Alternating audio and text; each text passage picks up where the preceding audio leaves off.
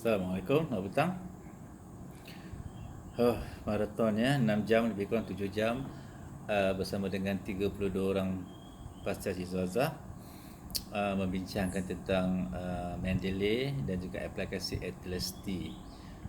Saya pun tak menyangka boleh okay, melaksanakan Zooming tadi secara yang boleh dikatakan smooth ya. Boleh berkongsi apa yang saya tunjukkan secara hands on. Saya lah hands on, mereka kat tempat masing-masing, sama ada mereka menggunakan komputer mereka ataupun mereka hanya buat catatan. Jadi tak nampak kan, nampak muka saja. Okey, walaupun itu satu alternatif yang baik dalam situasi kita tidak boleh bergerak ke mana-mana. Okey, saya dah cerita pasal model 3D saya. Okey, do, done and demand. Bagaimana kita menggabungkan significant contribution as well as novelty untuk kita memahami kenapa kita perlu buat satu kajian. Okey, jadi saya telah kemukakan satu lagi idea untuk menjelaskan apa yang dikatakan sebagai problematization. Satu istilah yang agak baru di Malaysia. Kerana apa? Kerana filling the gaps adalah satu istilah yang mula mendapat kritikan yang hangat kerana dianggap sebagai tidak melahirkan seorang researcher postgraduate yang boleh meneroka sesuatu yang really interesting. Okey, ini teori yang saya nak kemukakan. Sedikit perbincangannya, saya tulis kat sinilah, susah ya. Okey, iaitu di tengah-tengah ni adalah research question yang sebenarnya terhasil daripada problematization. So apa benda problematization tu? Dia melibatkan 3 elemen ya, iaitu standard, superior dan juga specialty. Okey, iaitu 3S. Okey, jadi teori ni namanya teori 3SOT. Okey, so Dr. Farhana standby ya untuk dapatkan IP. Okey, apa maksud problematization supaya kita boleh faham? Saya tak nak sentuh pasal gap lagi dah. Saya pernah muak cerita pasal gap. Okey, sehinggalah Mak Saleh dah mula memberikan komen terhadap filling the gap. Jadi saya hanya teruskan dengan problematization saya. Okey ya.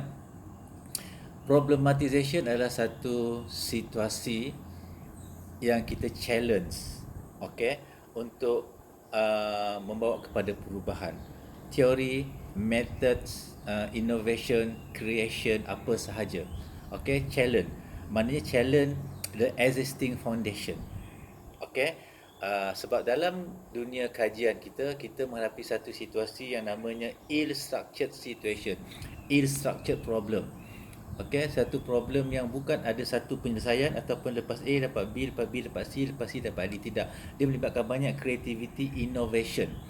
Okey, termasuk social science sekalipun untuk menyelesaikan satu isu tu secara lebih kreatif, bukan memberi arahan-arahan seperti yang kita lakukan secara straightforward seperti yang lepas-lepas. Contohnya isu yang mudah, contohnya murid-murid sukar untuk menguasai mata pelajaran sains atau matematik yang kita telah gunakan pelbagai kaedah pendekatan, tengok hubungan itu dengan hubungan ini, buat model itu, buat model ini. Okey, tengok apa yang orang tak buat, konon-kononnya kita ambil variable tu, kita buat kajian tersebut. Jadi itu satu situasi yang maybe sesuai ketika itu. Tetapi sekarang kita telah ada segala teknologi, kita telah mula membuka ruang kepada multidisciplinary, masuk pula IR 4.0. Segala itu sangat maju di luar daripada dunia pendidikan. Okey, teknologi, tapi dalam sosial dia masih tersekat dengan pemahaman gap. Jadi kita bawa idea problematization, iaitu mencabar asas yang kita buat selama ini supaya kita boleh memikirkan sesuatu yang lebih kreatif, innovation. Okey, sebelum kita merangka research question kita. Jadi problematization secara umumnya, secara ringkasnya, secara mudahnya ada satu pemikiran, satu effort, sesuatu review, sesuatu usaha kita untuk challenge apa yang ada sekarang untuk membawa kepada 3 keadaan, iaitu keadaan yang standard, Okey, keadaan yang superior atau keadaan yang specialty. Apakah maksud tiga benda ni? Sebenarnya awak jangan tengok dalam internet, jangan tengok dalam bacaan, tidak ada tiga perkataan ini. Sayalah yang membawa perkataan itu untuk saya memahamkan anda apa yang dikatakan sebagai problematization yang kita kena ada terlebih dahulu sebelum kita merangka formulasikan research question kita. Okey, yang pertama, bila ada satu situasi yang kita anggap bermasalah. Okey, seperti pelajar makin naik tahun makin tak suka matematik. Pelajar makin naik tahun makin tak suka sains. Jadi itu masalah yang kita hadapi sekarang ini.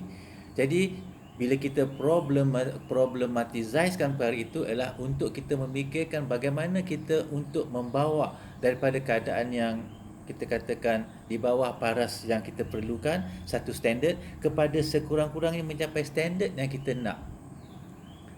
Okey, tak lebih pada itu. Katalah kita nak 60-40.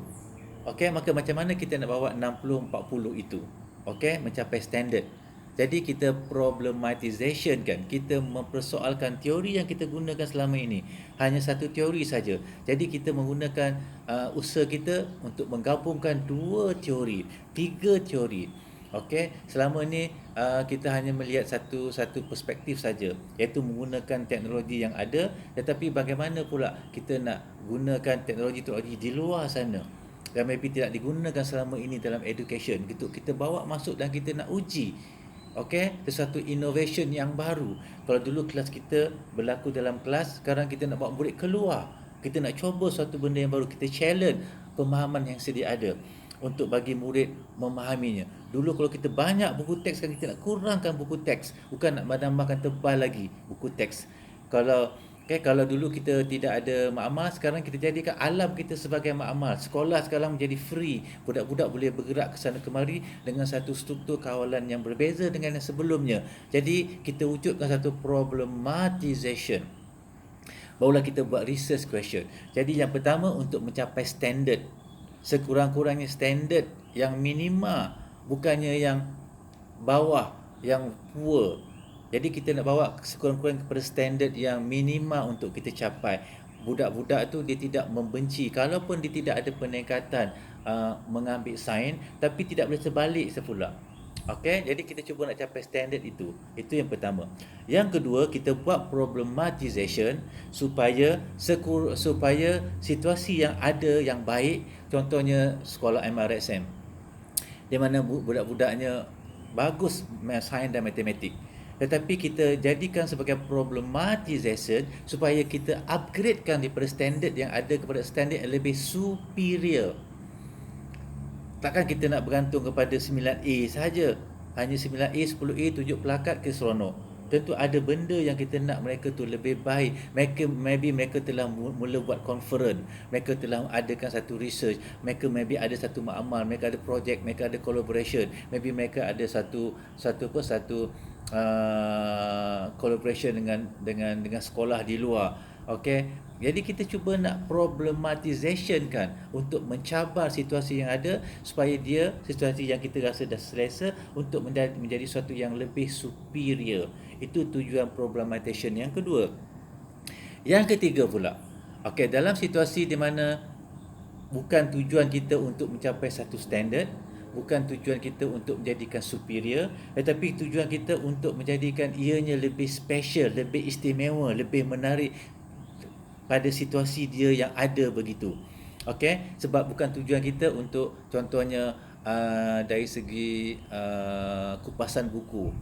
Okey, dari segi apa saja yang melibatkan kajian kualitatif. Tujuan kita bukan untuk mencapai apa-apa standard, bukan tujuan kita untuk menjadikan superior, tapi untuk kita menjadikan lebih satu specialty, sesuatu pemahaman yang istimewa kepada apa yang berlaku supaya ia menjadi suatu yang unik.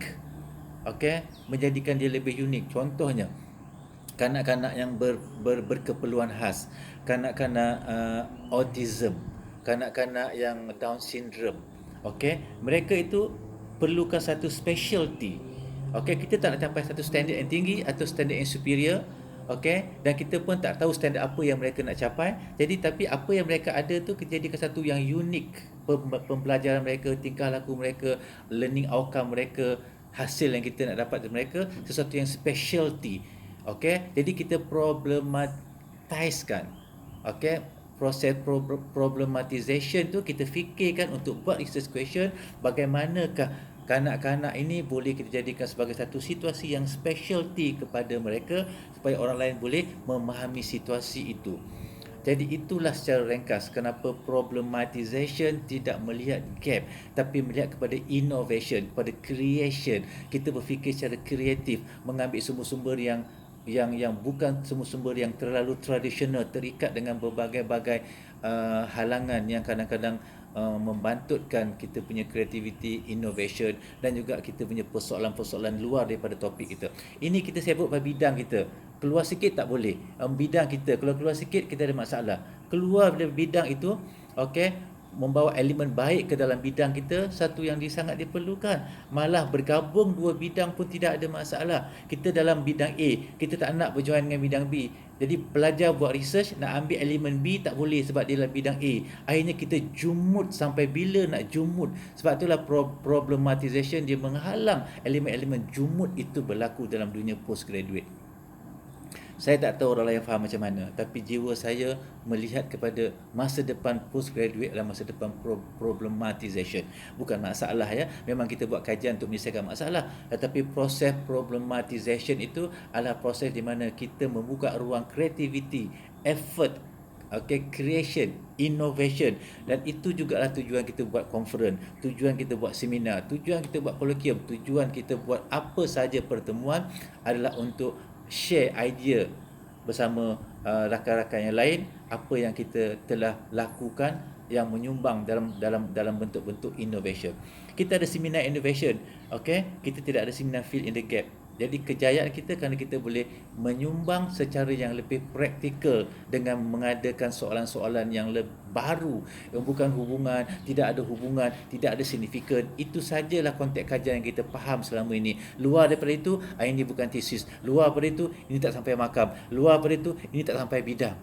Luar daripada itu, kita tak ada expert. Luar daripada itu, yang ini tak ada kena-mengena. So sampai bila kita dah stuck dalam situasi itu? Kadang-kadang postgraduate yang masuk tu bawa banyak knowledge, bawa pengetahuan, bawa experience yang pelbagai, tapi masuk dalam dunia postgraduate jumut, tak boleh nak buat. Kenapa? Kerana terhalang oleh perkara-perkara where is your research gap. Okey, di situ pernah mati dah. Okey, akhirnya terpaksalah baca. Okey, baca 100 artikel satu kesalahan. Kita naklah baca artikel secara terfokus, secara terpilih, sedikit demi sedikit untuk faham. Bukan ada 100 artikel baca secara lamsam. Itu namanya kerja gila. Mana boleh kita baca 100 artikel secara lamsam, buat pula jadual metrik untuk ringkaskan 100 artikel itu untuk mencari gap. Itu adalah ketinggalan. Kita nak memahami secara connected, secara selected and fokus kepada apa yang kita nak cari, dan membaca juga ada kalanya connected kepada bidang-bidang yang lain yang kita bawa masuk dalam bidang kita supaya kita mempunyai bukan saja field of expert tapi juga field of interest untuk melahirkan lebih banyak mereka yang mampu mengubah dunia dengan cara yang lebih praktikal dengan adanya teknologi yang memungkinkan itu berlaku. So itu sahaja yang sempat saya berkongsi. Mudah-mudahan anda sihat-sihat selalu. Macam mana saya pun alhamdulillah segar bugar walaupun lamanya. So mudah-mudahan kita dapat sesuatu yang bermanfaat. Assalamualaikum warahmatullahi wabarakatuh. I love you. Bye bye.